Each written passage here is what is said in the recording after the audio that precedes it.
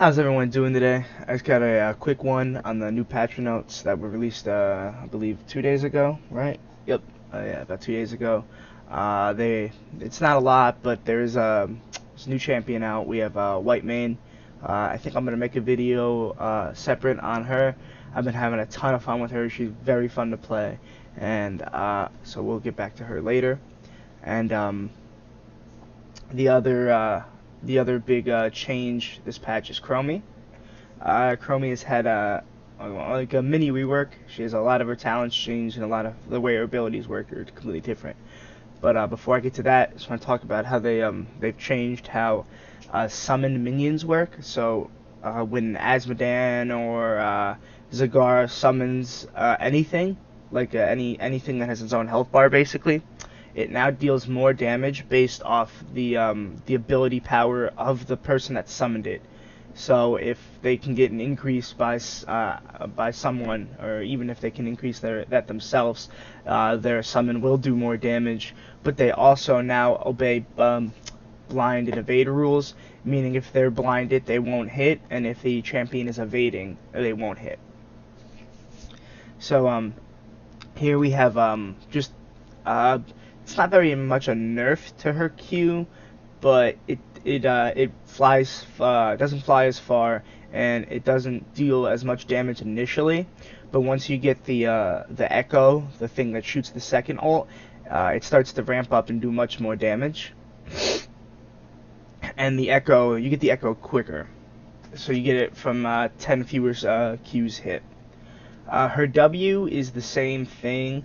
The mana cost is reduced, the range is reduced, the damage is reduced, but also the cooldown is reduced. So, and they can see it earlier, so meaning that it's not going to be as frustrating and deal as much damage. It also won't go as far, and you'll have more of a time to avoid it. But she is going to be able to throw them out at less of a cost and much more frequently. She also has an additional trait, or they added on to her trait, where after she hits a hero with an ability, her next auto attack does double damage.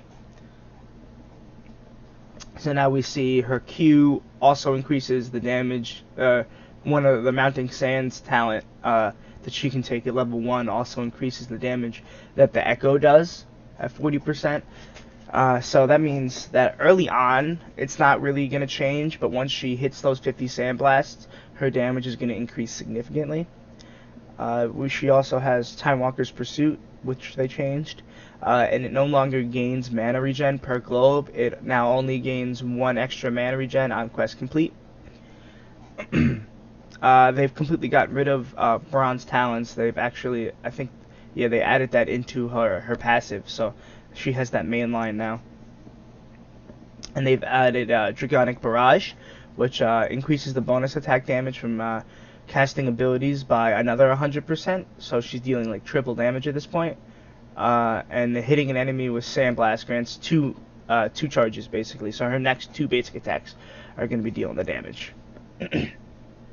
At level 5, her one of her talents, Mobius Loop, has a new function to it, and if they're hit by Dragon's Breath, it lowers the cooldown by 2 and refunds the mana cost.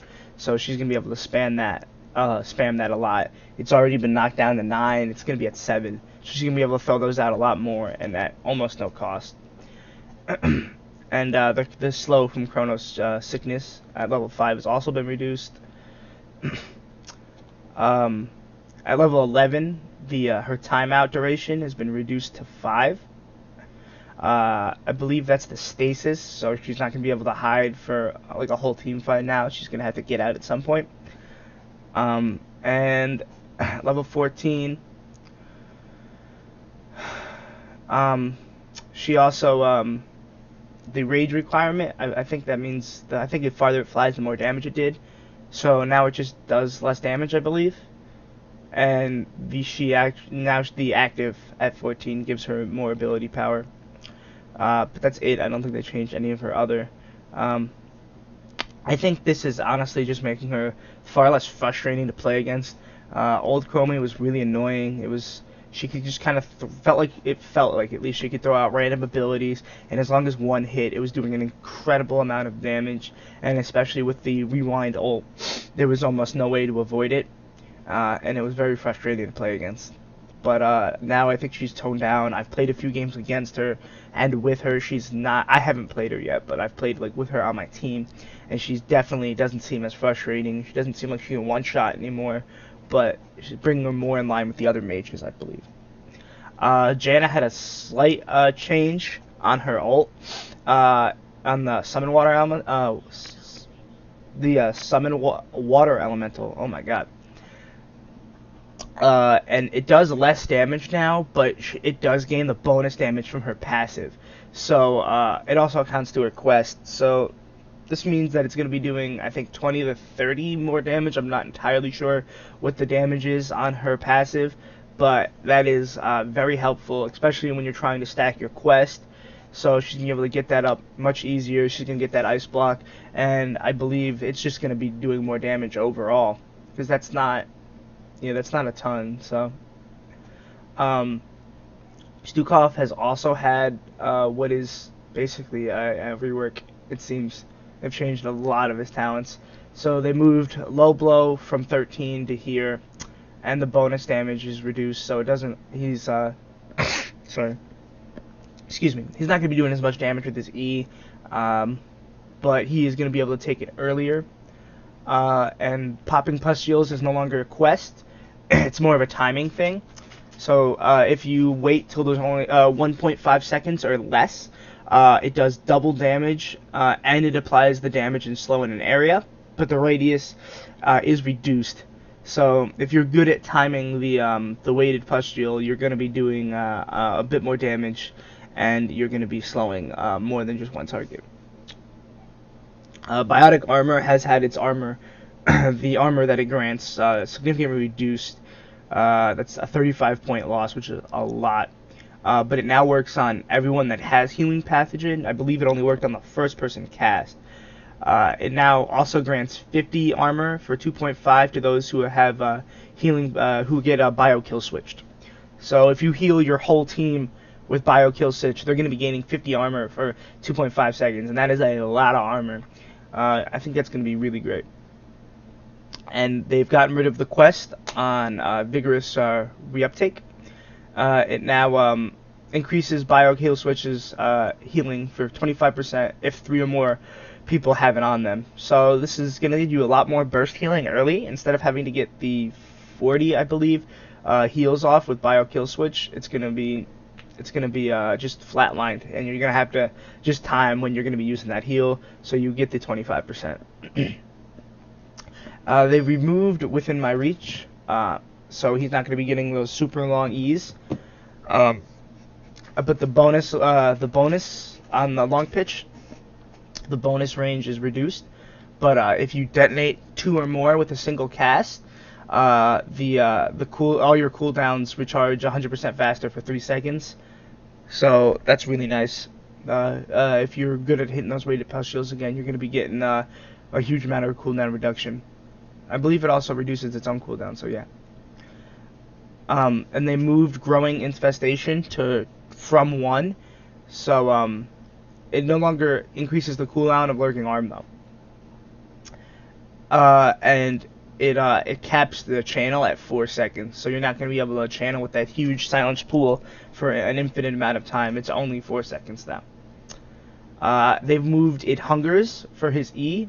They've moved it at 7. It now increases the range of lurking larva by 20%, and if it hits enemy heroes 15 times, it resets its cooldown and refunds the mana.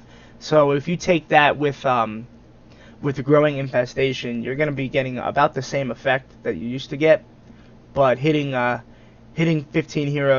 hero 15 times within 4 seconds is going to be pretty difficult. We have changes to his ult at level 20. When the push comes to shove, speed boost is reduced, and after colliding with terrain, enemy heroes are slowed by 50% for 4 seconds.